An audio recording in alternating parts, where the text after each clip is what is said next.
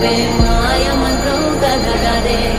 చంటోళ్ళను భయపెట్టే భూచోడి కథగారే తాత ముత్తాతమ్మల భూతాల కథగారే విక్రమాదిత్యుడు చెప్పిన వేదాళుడి కథగారే దీపము నుండి బియ్యం వచ్చే అల్లావుద్దీన్ కథ కాదే ఇది ముడత చర్మం ముసలి చెప్పే